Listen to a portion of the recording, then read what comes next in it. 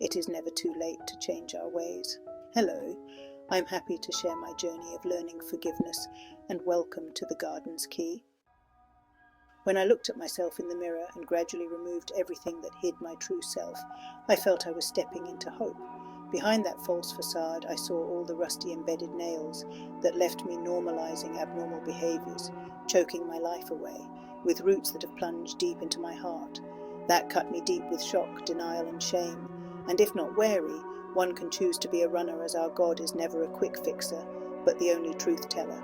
Not everyone is willing to confront themselves on why they resorted to living under the grave false facade, but rather worthy when you courageously work hard to sprout and bloom beautifully out of that grave. When I started rebuilding, I felt the trust of depending on God. Remember, after storms, I was like a derelict building, ran down by all kinds of trials, neglected, and passers-by labeling me by all types of undesirable names. I remember feeling the intensity of the pain, and needed to gather the strength, and dug to the core of each deep-rooted rusty nail. Scars of my past even became deeper as I was removing the negativity I had housed in my mind. I became angry and irrationally lacked no reason to defend myself, and blamed everyone but me, for I feared and I was ashamed to see my broken soul. I was blind and not aware that covering and keeping alive my past wounds was leading to them becoming septic under my fake persona. Quick fixing caused confusion and frustration that surfaced in negative outlooks, but acknowledging my past and learning from it taught me that my God is the only hurt healer. It is time we heal from all wounds. It is time we truly seek forgiveness from God and find it in our hearts to forgive those who did us wrong. It is worth knowing that we can only honestly heal when we are willing to become defenseless to God and let Him be the only way.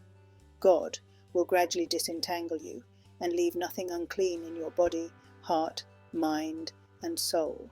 Forgiveness feels like becoming the light, where all is lifted off and no longer blocks your way. Nothing and no one is pulling you back. The light encourages you to trust once again. Masking deceived my insight to thinking that I was not a grudge holder.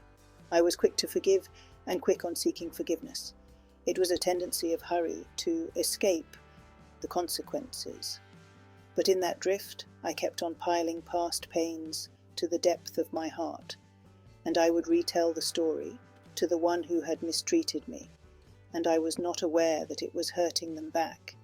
It kept me in the dark, and I failed to recognize some people's repentant ways, as I was expecting to hear the words, "I am sorry." A grudge is a silent, slow poison that plants seeds of guilt to who wronged you, but its negative intention is to hurt its holder. Holding a grudge is keeping the dead weights of past pain that builds negative feelings. All that negative energy will capture you to have tendencies of acrimony, sinking you into vindictive acts. Thus, some never surrender until people pay for hurting them. They strike back in any way purposely to humiliate those who had done them wrong. Blindly, they are unaware that their spiteful actions are walls, blocking them from build strong relationships and live in harmony. If not dealt with, that silent cruelty weakens your light and escalates your anger into more hellish ways. Dwelling in the past is never and will never be your comfort, but Satan's deceiving you not to look at all the good that God had done for you. I had to dig into my past to observe what I was holding on to and answer my questions. Why was I living in the past? What was I angry for? And why I disregarded the pain I had caused on others? Were their feelings not important? God said in Deuteronomy chapter 32, verse 35, "It is mine to avenge, I will repay. In due time their foot will slip, their day of disaster is near, and their doom rushes upon them." He meant we will all have our turn to pay for our transgression. No one is immune to such. That is a moment when we will need to show love to one another, when one faces the wrath of God, and you are given a chance to help them. Be bigger than the challenges you faced with anyone. Saying, "aha," and not forgive will never heal our wounds, but will build us to becoming more resentful. Resentment blocks our blessing because whatever our hearts give out to the world, it will always come back to us. May our good God bless us all.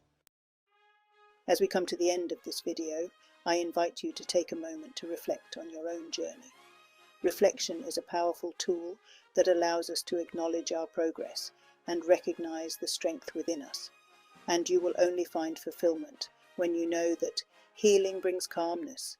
If your rebuilding is grounded on seeking first the kingdom of God, thank you for watching Unmasking the Past, a journey to healing.